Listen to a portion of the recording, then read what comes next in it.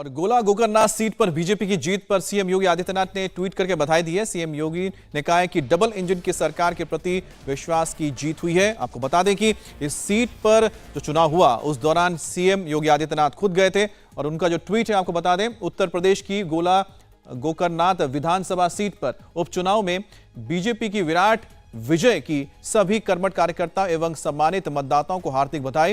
यह शानदार जीत double engine की भाजपा सरकार की लोक कल्याणकारी नीतियों के प्रति अटूट जन विश्वास के प्रतीक है और आभार गोला गोकरनाथ वासियों की। और सबसे बड़ी बात यह थी कि योगी आदित्यनाथ का यहां पर पहुंचना, हर एक डिप्टी सीएम का वहां पहुंचना और साथ ही साथ रुचि, आपको याद होगा कि वहां पर उन्होंने एक वादा भी किया था कि गोला गोकरनाथ जो धाम है वहां पर ठीक वैसे ही कॉरिडोर बनाया जाएगा जैसा कि काशी में है। तो कहीं ना कहीं लोगों को ये विश्वास है योगी आदित्यनाथ पर कि वो जो कहते हैं वो करते हैं। शायद यही वजह है कि ये इतनी बड़ी मार्जिन नजर आ रही है जीत की।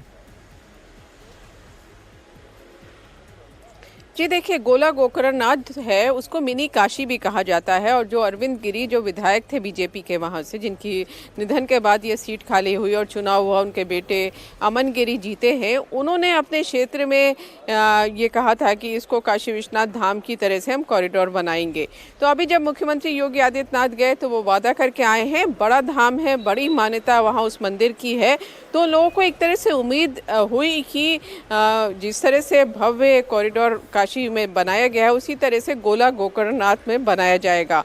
तो एक ये भी बड़ा मुद्दा था वहाँ पर, गोला गोकरनाथ को काशी विश्वनाथ कॉरिडोर की तरह धाम बनाने का। दूसरा बड़ा मुद्दा जो गन्ना किसान है इलाके में, क्योंकि गन्ने की खेती बहुत होती है, तो जो बकाया की कीमत है, मुख्यमंत्री योगी आदित्यनाथ ने वहाँ पर जो सभा की, चुनावी सभा, उसमें कहा कि जो बकाया नहीं देगा, जो किसानों को परेशान करेगा, उनके लिए जेल खाली है, उनकी जगह जेल में होगी। तो एक तरह का एक मैसेज गया कि जो किसान वहाँ पे जिनको गन्ने का दाम नहीं मिला है उनको एक उम्मीद बंधी कि उनका दाम, उनको जो गन्ने का दाम है वो मिल जाएगा।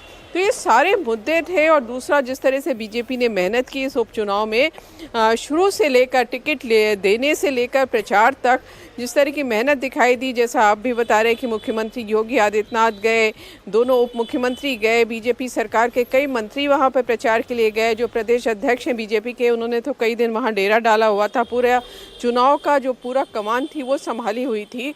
तो बीजेपी ने इस चुनाव को हल्के में नहीं लिया। ये नहीं सोचा कि ये बाई इलेक्शन है, ये नहीं सोचा कि ये सीट उन्हीं के पास थी।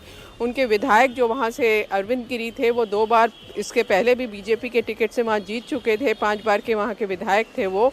ये सारी चीज़ें नहीं सोची और अपना पूरा 100% उन्होंने दिया और उसका नतीजा भी मिला कि बीजेपी को वहाँ बड़ी जीत मिली और लोगों ने अपना भरोसा दोबारा से बीजेपी को दिखाया कि बीजेपी, उनको लगा कि जो सरकार की नीतियाँ हैं, चाहे केंद्र की हों चाहे प्रदेश की हों, वो जनता के हित में काम कर रही है। तो बीजेपी के लिए आप कह सकते हैं कि 2024 के पहले और खासतौर से जब अब रामपुर और मैनपुरी में बाई इलेक्शन होने वाले, उसके पहले ये जीत बड़े मायने रखती है। जीत बीजेपी के लिए बड़े मायने रखती है। रुचि, आप बने रहिएगा।